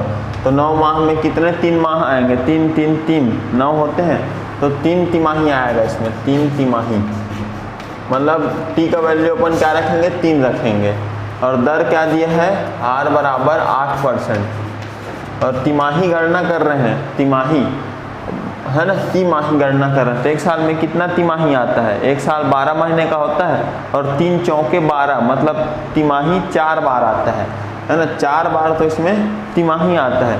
तो इसको क्या करेंगे 8/4 कर देंगे तिमाही निकालने के लिए। 8% वार्षिक है, तिमाही कितना होगा 2% है ना, 2% होगा। ठीक है, तिमाही में, तिमाही के अनुसार क्या होगा 2%।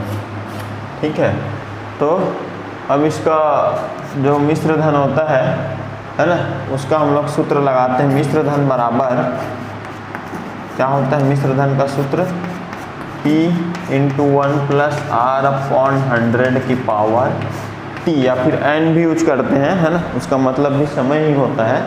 ठीक है, तो यहाँ पर देखते हैं, वैल्यू पुट करते हैं। P का वैल्यू आ गया 1000 हमारा, और ये 1 प्लस R, यहाँ पर R हम कहाँ रखेंगे, दर 2% बटे 100।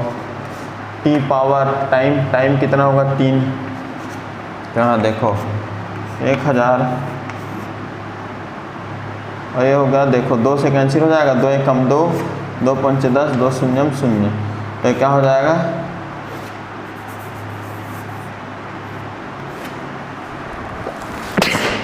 देखो 50 1 प्लस 1 बटे 50 हो गया, 50 से कम 50 प्लस 1 51 बटे 50 की घात हो जाएगा 3, 51 बटे 50 की घात क्या आ जाएगा 3। ठीक है, तो यहाँ पर 1000, 51 बटे 50 की घात 3, मतलब 51 बटे 50 को कितने बार गुणा करेंगे, 3 बार गुणा करेंगे।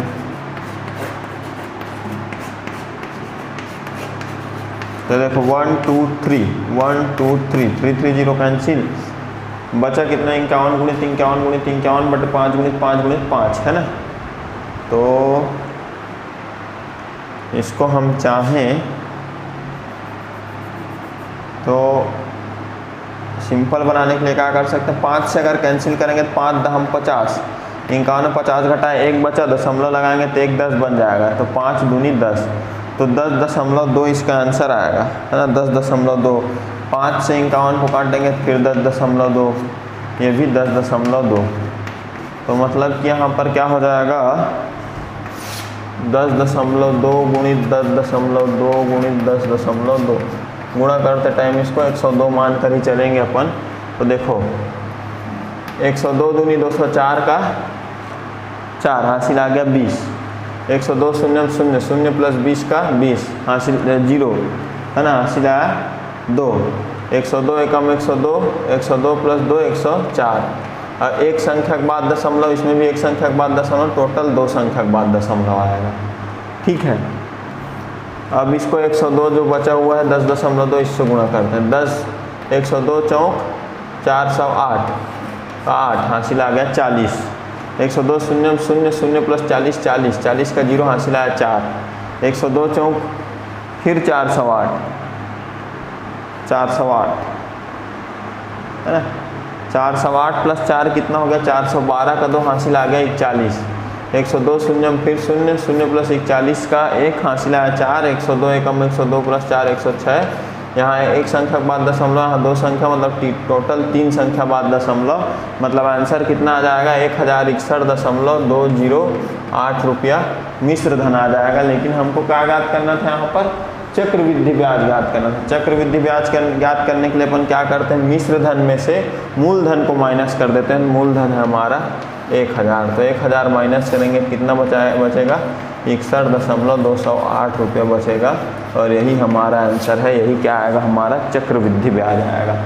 अब देखते हैं उदाहरण नंबर 10। ठीक है, उदाहरण नंबर 10 अगर कुछ समझ ना आ रहा हो तो आप कमेंट करके बताइए, हम उसको नेक्स्ट वीडियो में क्लियर बता देंगे। ठीक है, अब देखते हैं उदाहरण number 10।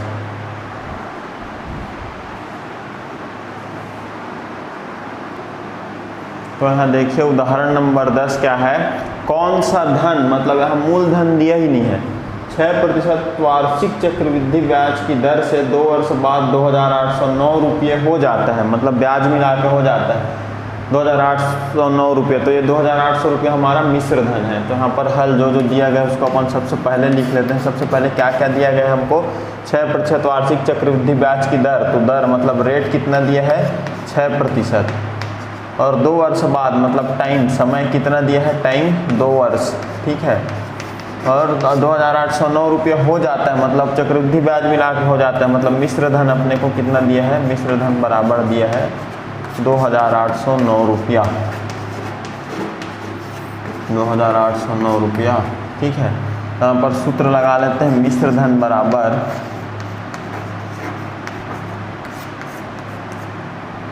P into 1 plus R upon 100 की पावर T। ठीक है।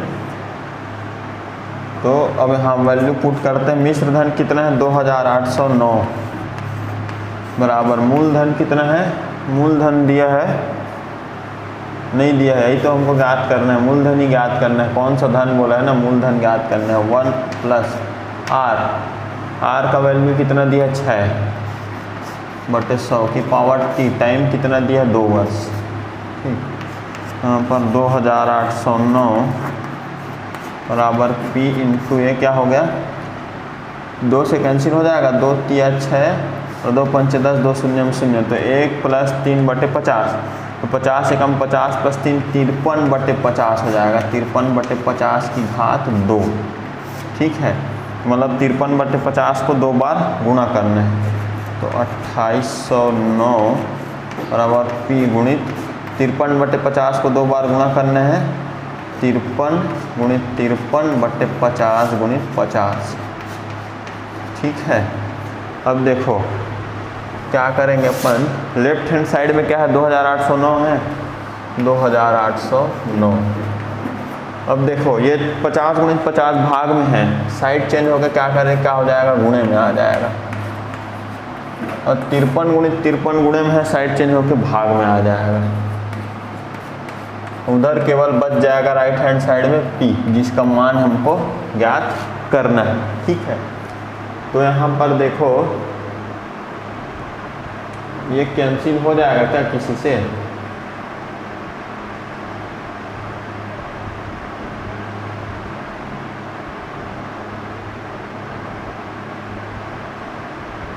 हाँ 53, इस 53 से कैंसिल हो जाएगा। देखो 53 पंचे होगा, 53 पंचे कितना होगा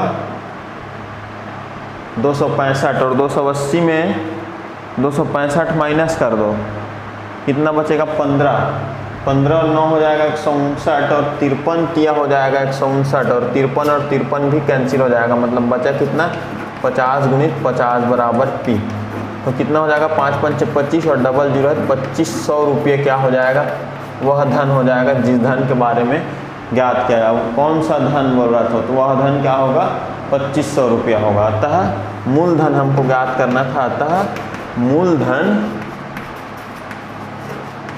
2500 रुपया है, 2500 रुपया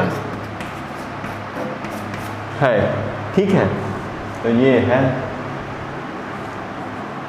अब देखते हैं अगला उदाहरण।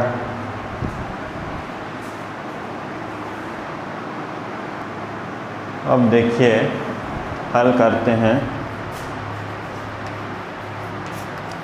प्रश्न उदाहरण है हमारा 11वां, कितने प्रतिशत वार्षिक चक्रवृद्धि ब्याज की दर से, मतलब दर हमको ज्ञात करना है, दर मतलब रेट आर का वैल्यू, 1000 का मिश्र धन, मूलधन है 1000 और मिश्र धन 1/2 मतलब 1.5 वर्ष में 1331 रुपया हो जाएगा। तो समय दिया 1.5 वर्ष और 1331 रुपया दिया मिश्र धन।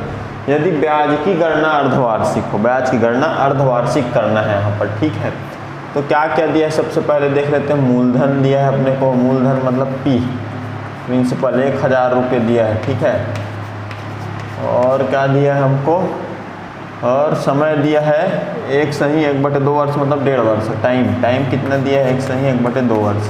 लेकिन ब्याज की गणना कितना करना है, ब्याज की गणना करना है अर्धवार्षिक, ब्याज की गणना अर्धवार्षिक करना है। अर्धवार्षिक 1.5 वर्ष में कितने अर्धवार्षिक होंगे, है ना, 1.5 वर्ष में कितने अर्धवार्षिक होंगे, 1 साल में 2 अर्धवार्षिक होंगे, 1.5 साल में 3 अर्धवार्षिक होंगे, 3 अर्धवार्षिक।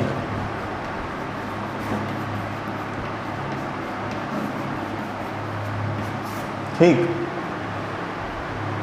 और फिर 1331 रुपये दिया जो कि क्या है, मिश्र धन है, ब्याज मिला करके, मूलधन में चक्रवृद्धि ब्याज मिला करके कितना दिया है 1331 रुपया।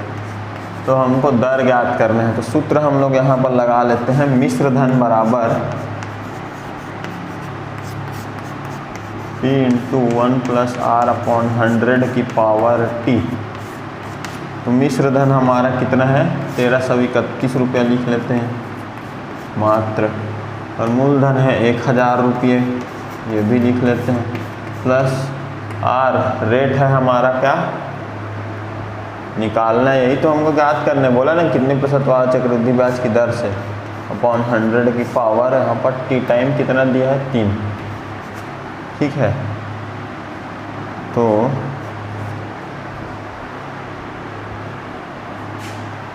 यहाँ पर 1331 ये 1000 भाग में है, ये गुणे में है, सॉरी साइड चेंज होकर यहाँ पर भाग में आ जाएगा ये।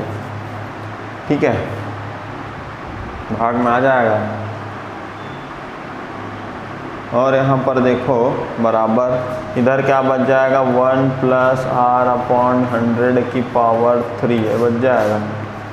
अब देखो 1331 क्या होता है, 11 को 3 बार गुणा करते हैं ना तो 1331 आता है। 11 को 3 बार गुणा करते हैं तो, और 10 को 3 बार गुणा करते हैं तो 1000 आता है। मतलब ये क्या होगा 1000/10 की घात 3 है ये।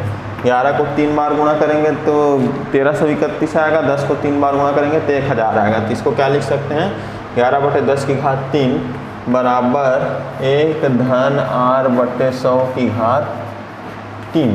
तो ये 3 और 3 क्या हो गया कैंसिल हो गया दोनों। ठीक है, दोनों साइड घात सेम रहता है तो कैंसिल हो जाता है। बचा क्या यहाँ पर 11/10 बराबर 1 धन r/100। अब देखो प्लस एक साइड चेंज होकर क्या हो जाएगा -1 में आ जाएगा बराबर r/100। तो यहाँ पर देखो 11 माइनस 10 एकम 10/10 बराबर r/100। यहाँ पर देखो 11 माइनस 10 क्या हो जाएगा 1/10 बराबर r/100। अब ये 100 इधर भाग में इधर गुणे में आ जाएगा 1/10 गुणित 100 बराबर r। तो यहाँ पर देखो 10 दहम 100 होगा और 10 एकम 10, तो 10% क्या आ गया r बराबर 10% आ गया। लेकिन ब्याज की गणना हम लोग अर्धवार्षिक में कर रहे थे, अर्धवार्षिक में 10%, तो वार्षिक कितना होगा, कितने प्रतिशत वार्षिक पूछा है ना, तो वार्षिक कितना होगा 10% अर्धवार्षिक है तो 20% क्या हो जाएगा वार्षिक। आंसर क्या आएगा 20%। ठीक है, 20% वार्षिक आंसर आएगा 20%। ठीक है, इस प्रकार से सॉल्व होगा। ठीक,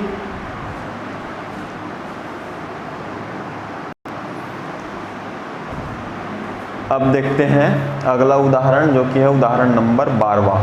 ठीक,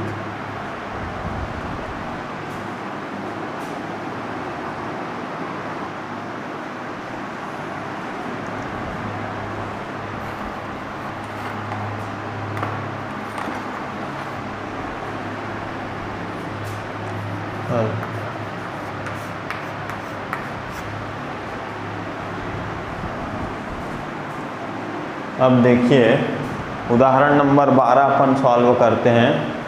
उदाहरण नंबर 12, मोहन ने छत्तीसगढ़ राज्य ग्रामीण बैंक से 8% वार्षिक ब्याज की दर से 31,250 रुपये उधार लिए। कितने समय बाद बैंक को 39,366 रुपये लौटाने होंगे। समय अपने को ज्ञात करना है। ठीक है, समय अपने ज्ञात करना है। दिया क्या है, दर दिया है, रेट 8%। ठीक है, और कितने रुपये वो जमा कर रहे हैं, मूलधन दिया है 31,250 रुपये।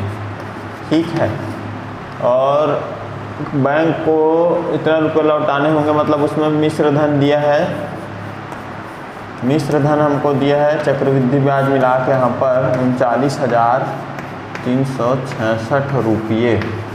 ठीक है, तो अपने समय ज्ञात करना है तो सूत्र लगा देते हैं अपन सिंपली। मिश्र धन बराबर क्या होता है सूत्र, मिश्र धन बराबर मूलधन मतलब प्रिंसिपल P × 1 + r/100 की पावर t। अब मिश्र धन का मान रख देते हैं 39,366 बराबर P। मिश्र मूलधन कितना है 31,250। ठीक है, और ये हो जाएगा 1 + r कितना है दर 8% बटे 100 की पावर ये हो जाएगा t। ठीक है ना, तो अब इसको सॉल्व करते हैं। ठीक है, तो ये हो जाएगा 39,366 39,366, ये गुणे में 31,250 यहाँ भाग में आ जाएगा 31,250। ठीक,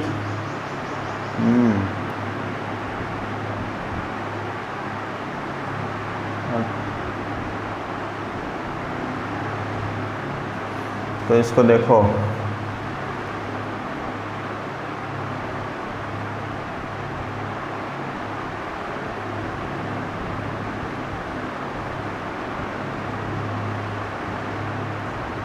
अपन क्या कर सकते हैं, इसको पहले तो इसको 4 से कैंसिल कर सकते हैं अपन। 4 दूनी 8 और 4 दूनी 8, 2 बचा 20 हो गया, 4 पंचे 20। ठीक है, ठीक। तो ये क्या हो गया, कितना बचेगा यहाँ पर, 1 + 2 बटे 25 है, 25 एकम 25 + 2 कितना हो जाएगा, 27 बटे 25 की घात t, इतना ही बचेगा। अब यहाँ पर एक चीज़ गौर करने वाला है कि ये दोनों कैंसिल हो रहा है क्या, 2 से कैंसिल हो रहा है दोनों।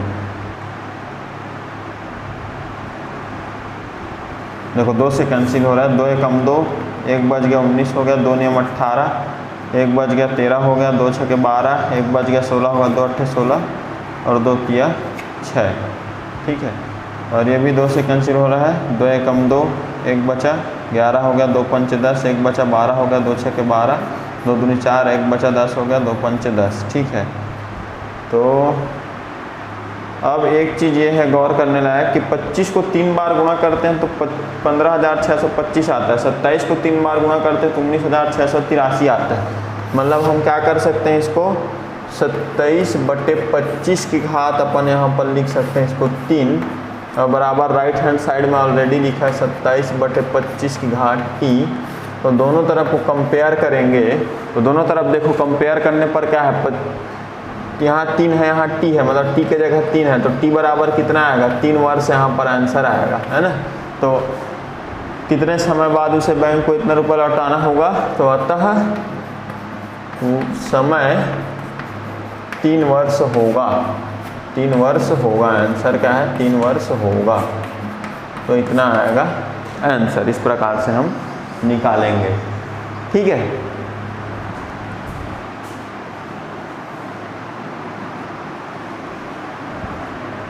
अब उदाहरण 12 के बाद है प्रश्नावली 7.2। तो अब हम हल करेंगे प्रश्नावली 7.2 के प्रश्नों को। ठीक है,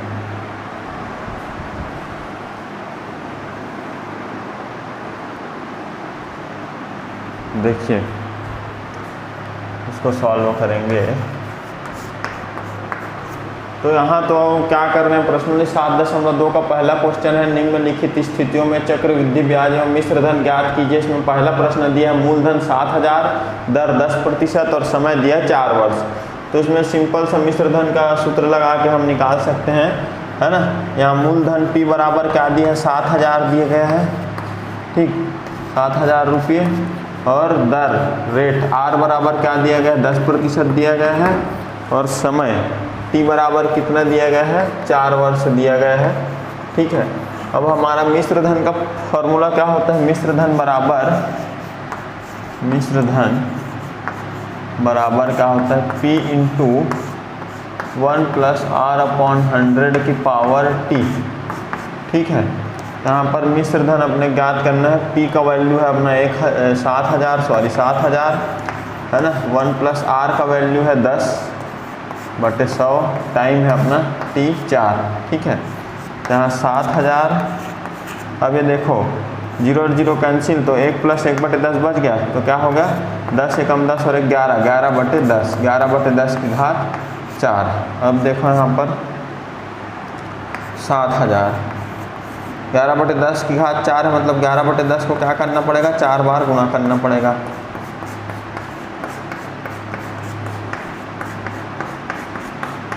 ठीक है, 1 2 3 1 2 3 0, इतना कैंसिल हो गया। ठीक है, अब इसको अपने को गुणा करते जाना है, नीचे केवल हर में बचा 10, तो बचा क्या, 7 × 11 × 11 × 11 × 11/10। तब इसको सॉल्व करते जाते हैं, है ना। तो क्या होगा, 11 सत्ते, सबसे पहले 11 सत्ते क्या हो गया, 77 गुणित क्या बचा, 11 × 11 × 11/10। ठीक, अब फिर 11 और 70 का गुणा करेंगे तो 11 7 70 का 7 हासिल आया 7, 11 7 70 प्लस 7 कितना हो जाएगा 84, है ना।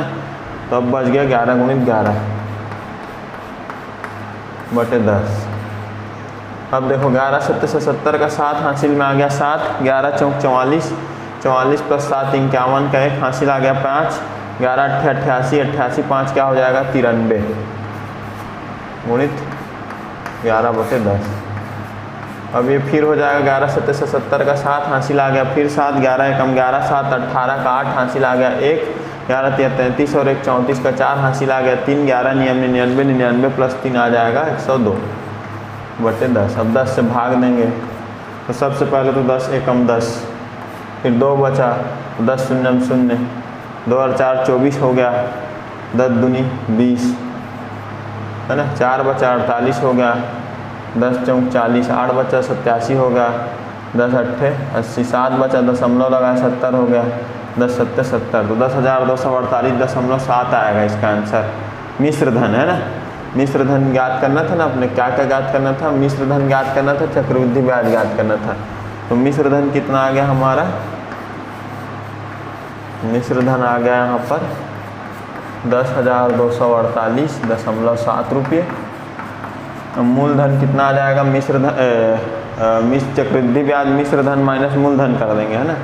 चक्रवृद्धि ब्याज बराबर क्या हो जाएगा 10,248.7 माइनस मूलधन हमारा 7,000, तो कितना हो जाएगा ये 3,248.7 रुपये, इतना आ जाएगा। ये हो गया हमारा मिश्र धन और ये हो गया चक्रवृद्धि ब्याज, ही हमको ज्ञात करना, ठीक है। अब देखते हैं इसी का दूसरा प्रश्न, ठीक।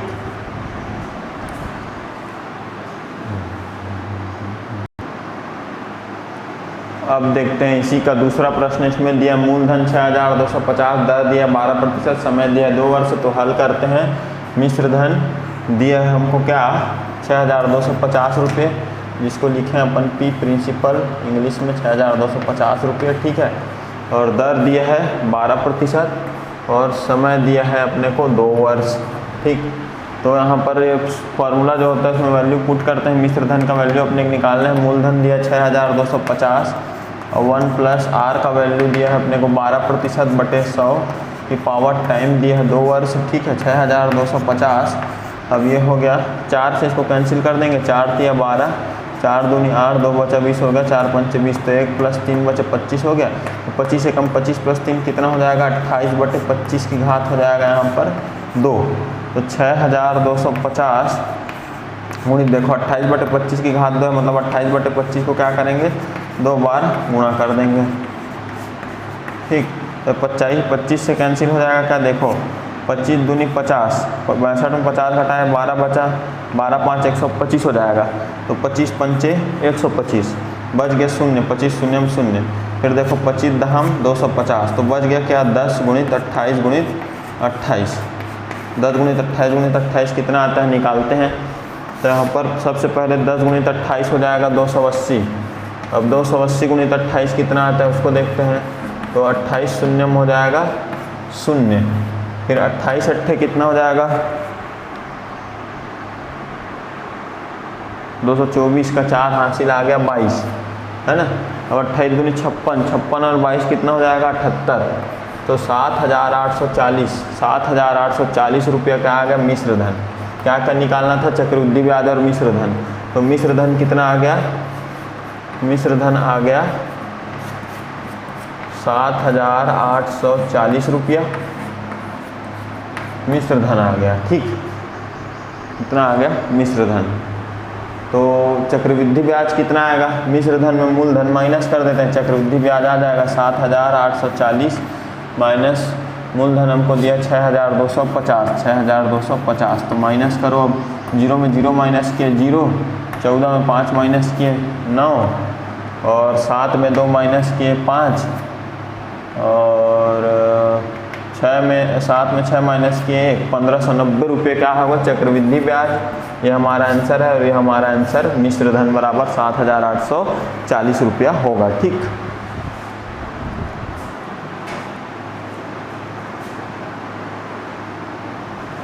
तो अब देखते हैं इसका तीसरा प्रश्न।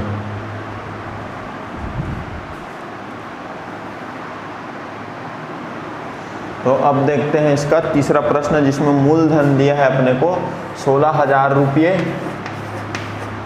है ना, और दर दिया है अपने को 5%, है ना, और समय दिया है 3 वर्ष अपने को। ठीक, समय दिया है अपने को 3 वर्ष। ठीक, तो इसके लिए हम निकालेंगे, फिर फॉर्मूले में वैल्यू पुट करेंगे। मूलधन दिया है 16,000 रुपये, 1 प्लस दर दिया है अपने को 5%, टाइम दिया है अपने को 3 वर्ष।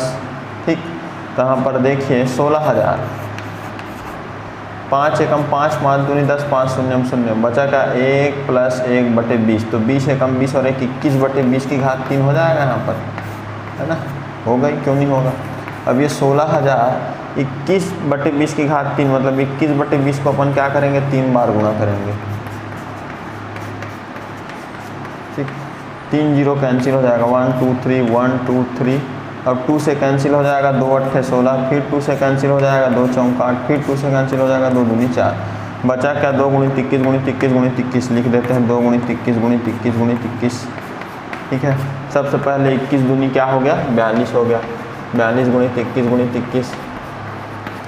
अब फिर गुणा करते हैं, 21 दूनी 42 का 2 हासिल आ गया 4, 21 चौक 84 पर प्लस 4 हो जाएगा 88, है ना, फिर गुणित 21, फिर हो जाएगा 21 दूनी 42 का 2 हासिल में आ जाएगा 4। अब 21 अट्ठे 168, 168 प्लस 4 172 का 2 हासिल आ गया 17। ठीक है, अब फिर 172, 21 अट्ठे 172 प्लस 17 कितना हो जाएगा, 189। ठीक है, तो 18,922 रुपया क्या आ गया, मिश्र धन। मिश्र धन और चक्रवृद्धि ब्याज ज्ञात करना था।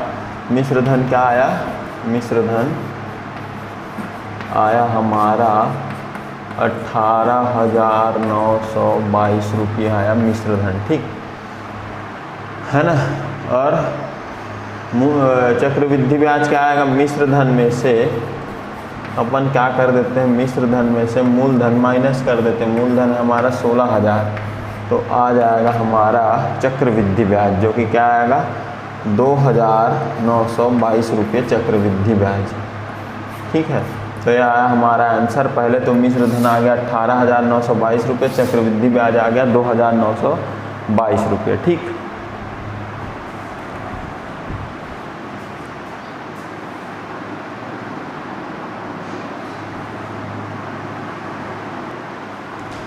तो फ्रेंड्स, आज का हम क्लास यहीं पर समाप्त करते हैं, और इसके बाद जो दूसरा प्रश्न है, प्रश्नावली 7.2 का, वो आप लोगों के लिए होमवर्क है।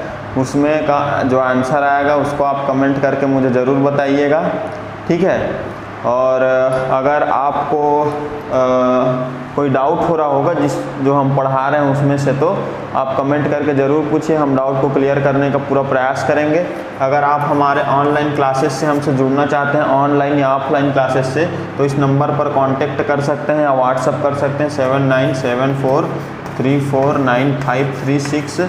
आप हमको ईमेल भी कर सकते हैं sagarp20102000@gmail.com पे, और आप इस नंबर पर कांटेक्ट कर सकते हैं, व्हाट्सअप भी कर सकते हैं, मैसेज भी कर सकते हैं। ठीक है, तो मिलते हैं दोस्तों कल सुबह 8 बजे फिर से इसके आगे का, और आप होमवर्क ज़रूर बनाइए और उसका आंसर कमेंट में ज़रूर बताइए। ठीक है, धन्यवाद दोस्तों।